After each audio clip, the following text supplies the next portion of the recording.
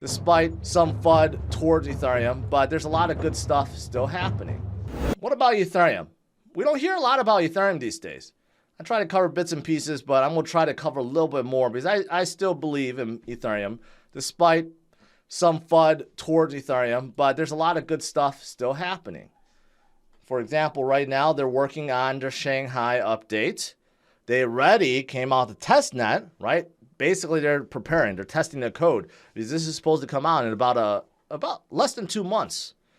The Shanghai updates basically prepares Ethereum to scale even further, but what they're really working at is trying to make sure that unlocking or unstaking is ready. So if people want to withdraw, they can finally withdraw, because there's a lot of people that's been criticizing Ethereum saying, well, I can't withdraw, right? And if you can't withdraw, it's somehow security. So they're working hard at trying to get that going, right? But in the meantime, even with that FUD, more and more people keep staking ETH.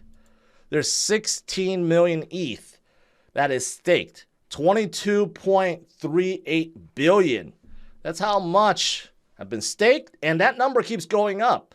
So there's so many people that believe in it, they're holding it, they're like, why not, right? Why not collect and earn some staking rewards, right, while we're waiting?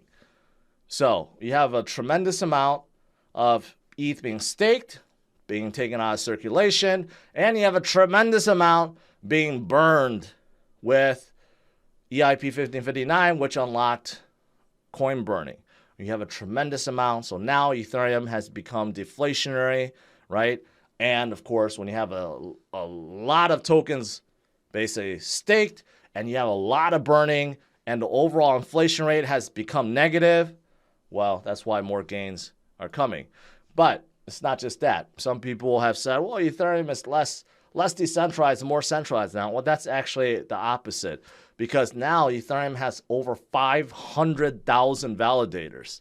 500,000 ever since they moved to proof of stake. So in terms of being centralized versus decentralized, they're definitely a lot more decentralized right now versus centralized.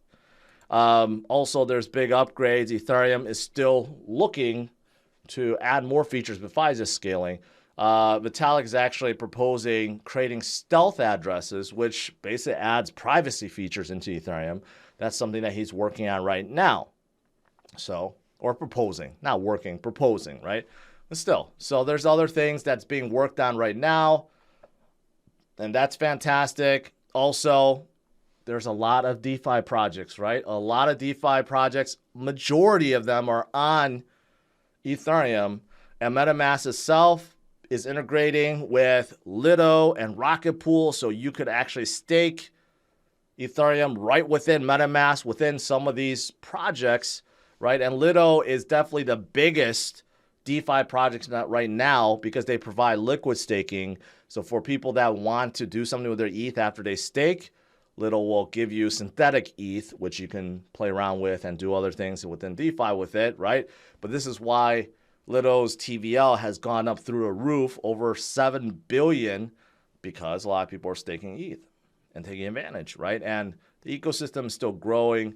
There's just a lot of things at play. And also, other DeFi projects like Aave, who's been trying to expand, right? They're still launching new things, including their V3, right? So they're kind of like following Uniswap in a way. You know, Uniswap have a V1, V2, V3. Aave's kind of do the same thing. There's many others, but still, they're all still on top of Ethereum, even though they utilize layer 2s, but layer 2s are still, they're layer 2s on top of Ethereum, right? So overall, these are good things.